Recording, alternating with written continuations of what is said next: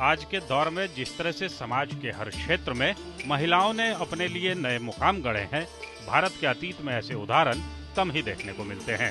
वैदिक समाज से लेकर अंग्रेजों के खिलाफ आजादी के जंग की शुरुआती सालों तक परिस्थितियां तकरीबन ऐसी ही रही। हिंदुस्तान के 5000 साल के इतिहास में शायद गिनती के ही मौके रहे जब महिलाओं ने घर की चारदीवारी से बाहर निकल राजनीति जैसे दुरूह माने जाने वाले क्षेत्र में कदम रखा हो। आज महिलाओं की हर क्षेत्र में भागीदारी को देखते हुए कम ही लोग इस बात पर भरोसा कर पाए कि डॉक्टर कादम्बिनी गांगुली ने भारत की पहली महिला स्नातक होने का गौरव कोई हजारों साल पहले हासिल नहीं किया था। पाश्चात्य शिक्षा के प्रचार प्रसार और जंग आजादी की अलख ने भारतीय समाज में महिलाओं की भूमिका में भी भारी बदलाव किए। यही वजह रही कि जब आजादी के परवानों ने अहिंसक आंदोलन के जरिए या कि सशस्त्र क्रांति संघर्ष के जरिए जंग आजादी का ऐलान किया तो भारतीय वीरांगनाएं अपने पुरुष साथियों के मुकाबले बहुत पीछे नहीं रहीं। रानी लक्ष्मीबाई से लेकर कैप्टन लक्ष्मी सहगल तक सार्वजनिक जीवन में महिलाओं का परचम स्वर्णाक्षरों में अंकित होता रहा। इसी दौर में सक्रिय महिलाओं ने आजादी के बाद देश के नवनिर्माण का भी बीड़ा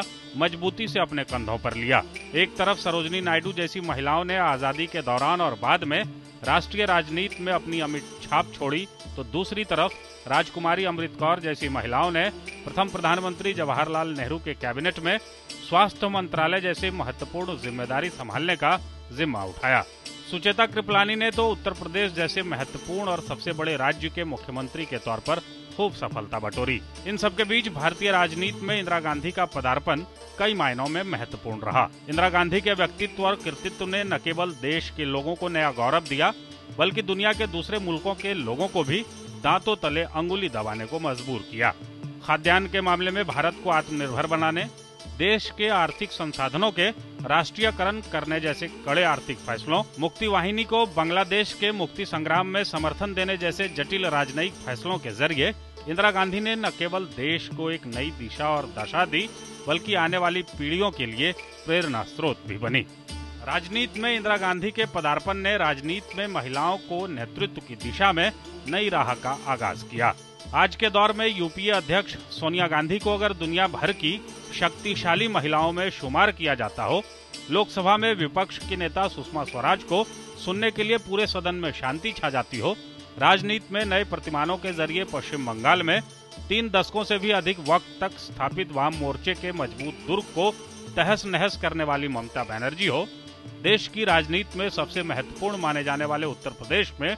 4 बार मुख्यमंत्री बनने का गौरव हासिल करने वाली मायावती हो, जिसने हिंदी पट्टी पे राजनीतिक समीकरणों को नई परिभाषा दी, या धूर दक्षिण में जयललिता का वर्चस्ववादी राजनीति हो, जाने अनजाने इंदिरा गांधी हर किसी के लिए प्रेरणा स्रोत बनी। सिर्फ भारत ही क्यों, पूरे दक्षिण एशिया में महिलाओं ने राजनीति में नए प्रतिमान गढ़े। पाकिस्तान में बेनजीर भुट्टो, श्रीलंका में एस भंडार नाइके और चंद्रिका कुमार तुंगे, और बांग्लादेश में शेख हसीना और बेगम खालिदा जिया, म्यांमार में आंग सान सूकी जैसे नेताओं ने पूरी दुनिया, खास तौर पर पश्चिमी देशों को भी सीखने के लिए बहुत कुछ दिया। इसी क्रम में ब्रिटेन की आयरन लेडी मार्गरेट थैचर का नाम भी अग्रणी महिलाओं में शुमार किया जाता है। सार्वजनिक जीवन में विश्व के नक्शे पर तीसरी दुनिया का प्रतिनिधित्व करने वाले राष्ट्रों में महिलाओं ने बढ़ चढ़कर अपनी भागीदारी निभाई, जबकि आधुनिक राष्ट्रीय राज्यों के उदय के बाद दुनिया के सबसे पुराने लोकतंत्र का दावा करने वाले अमेरिका को अब भी एक महिला राष्ट्रीय अध्यक्ष का इंतजार है।